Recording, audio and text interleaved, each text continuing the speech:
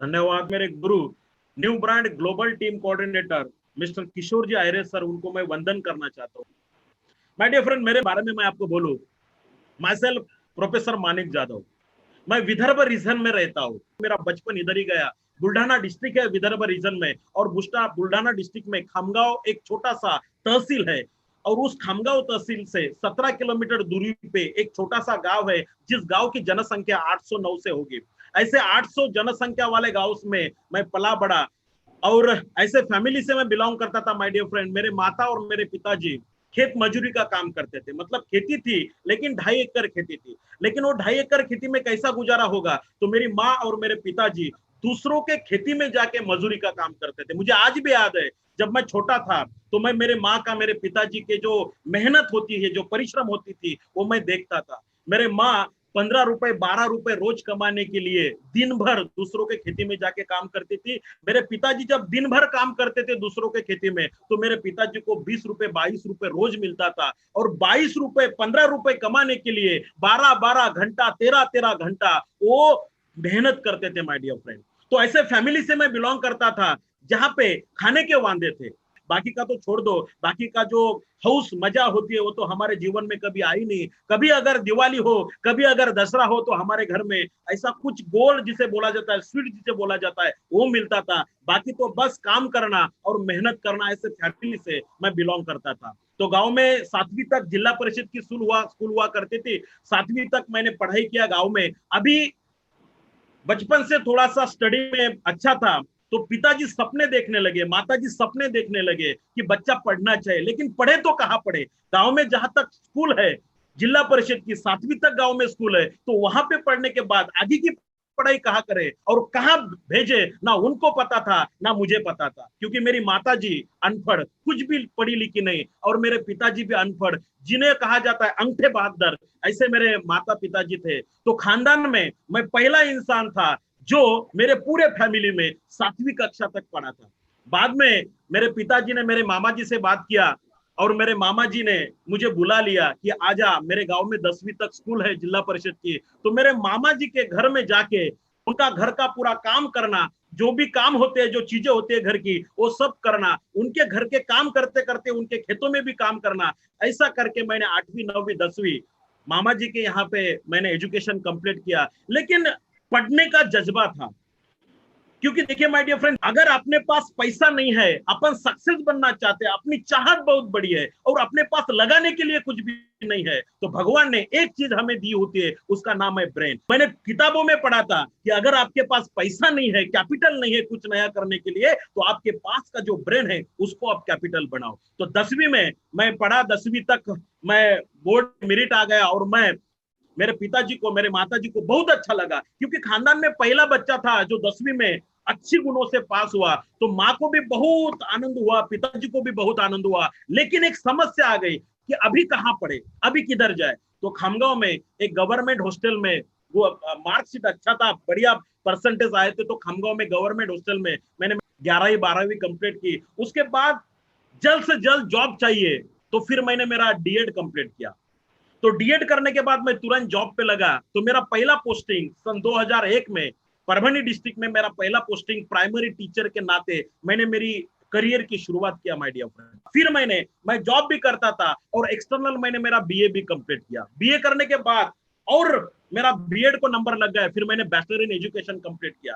Bachelor in education complete करने के बाद मैं माध्यमिक टीचर बन चुका, और माध्यमिक टीचर जब मैं बना तब भी मैंने मेरा एजुकेशन नहीं छोड़ा। फिर मैंने एमए साइकोलॉजी कंप्लीट किया, उसके बाद मैंने एमए सोशियोलॉजी कंप्लीट किया। इसके बाद मैंने जो एजुकेशन फील्ड की जो मास्टर डिग्री होती है, जिसे कहा जा सकता है MEd degree, master in education, तो मैंने एमएड भी कंप्लीट किया। उसके बाद मैंने एमफिल कंप्लीट किया, और पूरा एजुकेशन लेने के बाद मैं एज अ लेक्चरर मैं जॉब को लग गया। मतलब जिस कॉलेज से मैंने मेरा प्राइमरी टीचर का डीएड का डिप्लोमा कंप्लीट किया, उसी कॉलेज में मेरा सौभाग्य इतना अच्छा रहा कि उसी कॉलेज में मेरा पहला पोस्टिंग एज अ लेक्चरर, मतलब जिस स्कूल में मैं, जिस कॉलेज में मैं स्टूडेंट था, उसी कॉलेज में फिर एज अ लेक्चरर मैं बन के चला गया। तो ऐसा एक अच्छा खासा एजुकेशन फील्ड में मेरा करियर चल चुका था। और फिर मेरा एक ड्रीम था कि मेरे नाम के पहले डॉक्टर लगे, और फिर जॉब करते करते मैंने मेरा पीएचडी का काम स्टार्ट किया। मेरा जॉब परभनी में था, तो परभनी में गंगाखेड़ नाम का एक बहुत बढ़िया जाना पहचाना गांव है। उस गंगाखेड़ सिटी में संत जनाबाई एक बहुत बड़ी वारकरी संप्रदाय की संत हुआ करते थे, तो वो मेरा पीएचडी का सब्जेक्ट था। तो संत जनाबाई के ऊपर मैंने मेरा पीएचडी का काम शुरू किया। और नगर के आसपास एक भिंगार नाम का गांव है, डॉक्टर दामोदर बालकृष्ण भिंगारकर जो बॉम्बे यूनिवर्सिटी में लेक्चरर हुआ करते थे, वो मेरे पीएचडी के गाइड थे। तो उनके साथ मैंने मेरा काम शुरू किया, लेकिन नियति को पसंद नहीं था। नगर से जब श्रीगोंदा मेरे गाइड जा रहे थे, तो उनमें उनका एक्सीडेंट हो गया और वो इस दुनिया से चल बसे। तो फिर मेरा पीएचडी का जो काम था वो आधा अधूरा रह गया। लेकिन बहुत अच्छा जीवन मेरा चल रहा था। महीने का सैलरी था लगभग 50 to 60 के आसपास मुझे महीने का सैलरी था। 2006 में ऐसी एक घटना मेरे जीवन में घटी जिनको मैं जिंदगी में जिस घटना को कभी नहीं भूल सकता।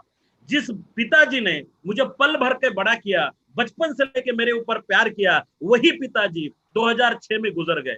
गुजरने का उनका जो रीजन था, उनको कैंसर हो चुका था माय डियर फ्रेंड। तो 2001 से लेके 2006 तक जितना भी मैंने पूंजी जमा की थी, जितना भी मैंने सेविंग किया था, वो सब सेविंग 2006-7 में पिताजी के कैंसर ने खा डाला और मैं कर्जबाजारी बन चुका। ये हालत ऐसी थी माय डियर फ्रेंड। तब तक मुझे पैसे का नहीं था, लेकिन वो 1 साल में मुझे पैसे की अहमियत पता चली। अगर मेरे पास पैसा रहता तो मेरे पिताजी और कुछ साल, कुछ महीने मैं उनको बचा सकता था, लेकिन कैंसर इतना फैल चुका था कि मेरे पिताजी का देहांत हो चुका। लेकिन कैंसर तो चला गया, लेकिन मुझे कर्जे में डाल के चला गया। फिर पिताजी की जो 2.5 एकड़ खेती थी वो भी मैंने बेच दी। जिन जिन से कर्जा लिया था वो सब कर्जा देने के लिए जो दिक्कतें मुझे आने लगी माय डियर फ्रेंड, मैं भूल नहीं सकता। मैं रात दिन रोता था।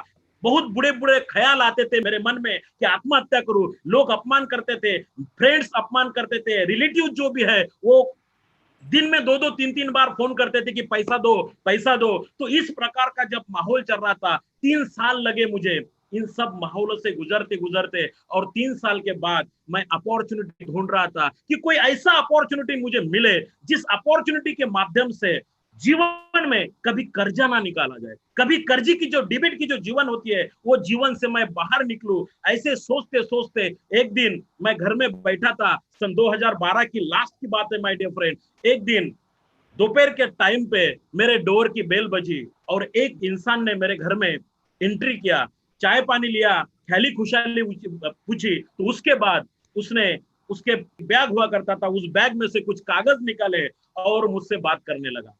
और बात क्या कर रहा था, तो यही बिजनेस के बारे में बात कर रहा था। और आपको सुन के वो हैरानी होगी कि जो इंसान इस बिजनेस प्लान के बारे में मुझे बता रहा था, जो इंसान इस बिजनेस प्लान के बारे में, इस इंडस्ट्री के बारे में मुझे सुना रहा था, वो मैं उसको बहुत अच्छी तरीके से पहचानता था, क्योंकि वो मेरे कॉलेज का मेरा स्टूडेंट था। और जैसे स्टूडेंट किसी को मिलने आते अपने टीचर को, बस वैसे वो मुझे मिलने आया। और बातों बातों में काम की बातें, बातों ही बातों में कुछ काम की बातें जो होती है, तो वो काम की बातें मुझसे वो शेयर करने लगा। लेकिन जैसे उसने वो पेपर निकाला, पेन निकाला और ऐसे गोले गोले गोले गोले जब वो निकाल रहा था, तो मेरे दिमाग में नए नए गोले आ रहे थे। तो मैंने बोला भैया ये है क्या, क्योंकि इसके पहले मैंने जिंदगी में नेटवर्क मार्केटिंग ये क्या होती है सुना तो था, लेकिन जीवन में कभी किया नहीं था। क्योंकि मुझे ऐसा लगता था नेटवर्क मार्केटिंग मतलब लोगों को फंसाने का धंधा, नेटवर्क मार्केटिंग मतलब चैन, नेटवर्क मार्केटिंग मतलब वो 1 के 2, 2 के 3, 3 के 4, 4 के 8 ऐसा कुछ करना पड़ता है, चैन होती है। तो ऐसा जीवन में कभी होता नहीं था। तो ऐसे में मैंने उसको पूछा, भाई ये तू बड़बड़ बकवास बंद कर और तेरे को क्या चाहिए मेरे से वो ले। तो उसने बोला कि सर मुझे आपका आईडी चाहिए।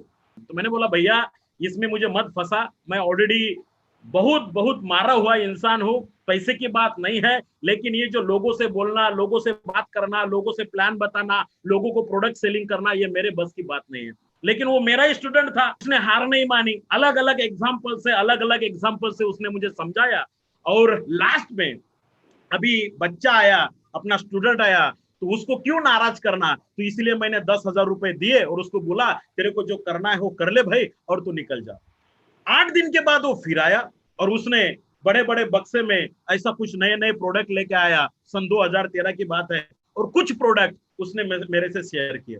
माय डियर फ्रेंड, उसमें का एक बहुत बढ़िया प्रोडक्ट था 95। तो वो 95 मैंने खुद यूज किया, मेरे फैमिली ने यूज किया, मुझे बहुत अच्छा लगा। 8 दिन के बाद फिर मैंने उसको बोला कि भैया ये प्रोडक्ट और चाहिए मुझे, क्योंकि बहुत बढ़िया प्रोडक्ट है। तो फिर मैंने और दूसरा भी आईडी उसने डाला, वो आईडी कैसे डालना है मुझे पता नहीं था, सब वही करता था। ऐसे करते करते एक 15-20 दिन में मेरा 3 आईडी का स्ट्रक्चर उसने लगा दिया, और 3 आईडी का स्ट्रक्चर जैसे ही लगता वैसे मेरे अकाउंट में माय डियर फ्रेंड 900 रुपए जमा हो गए। तो मैंने एक दिन ऐसे मोबाइल खोला तो बुधवार का दिन था, टुनुक से एसएमएस आया कि आपके अकाउंट में 900 रुपए क्रेडिट हो चुके। तो मैंने बोला ये क्या बिजनेस है यार, उस इस मॉडल को थोड़ा सा समझ ले अपन। तो फिर मैंने उसको बुलाया और अच्छी तरीके से इस मॉडल के बारे में समझा, और फिर मैंने इस इंडस्ट्री के बारे में जानना शुरू किया माय डियर फ्रेंड।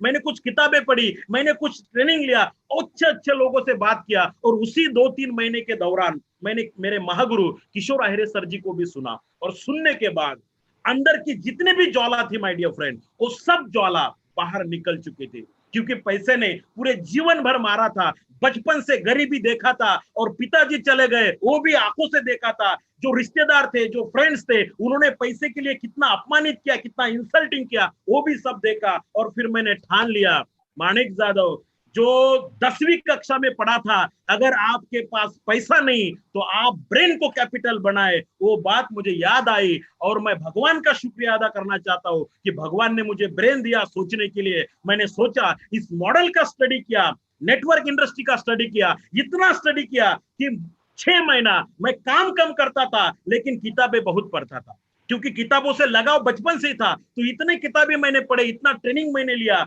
और फिर माय डियर फ्रेंड 6-7 महीने के बाद में इस इंडस्ट्री के मैंने जलवा देख लिया मेरे लाइफ में। जो इंसान महीने का 52,000 60,000 कमाता था गवर्नमेंट सैलरी से, 6-7 महीने के बाद मैंने देखा मेरा महीने का इस इंडस्ट्री से, इस माई लाइफस्टाइल कंपनी से, इस मैनेजमेंट से महीने का इनकम था 1,12,000 रुपए। और जैसे 1,12,000 रुपए महीने का मैंने देखा, पूरे महीने का कैलकुलेशन किया, तो फिर मुझे और किसी से गाइडलाइंस लेने की जरूरत नहीं पड़ी। मैंने ठान लिया कि बस अब मुझे यही बिजनेस को फॉलो करना है, यही सिस्टम को फॉलो करना है। तुरंत मैंने मेरे कॉलेज के परमानेंट कॉलेज को रिजाइन किया और full time as a career बोल के माई लाइफस्टाइल को चूज किया। 7 साल हो चुके। ये पूरे 7 साल में मैं आपको क्यों बता रहा हूं ये सब स्टोरी, आज बहुत सारे व्यूअर्स मुझे देख रहे हैं।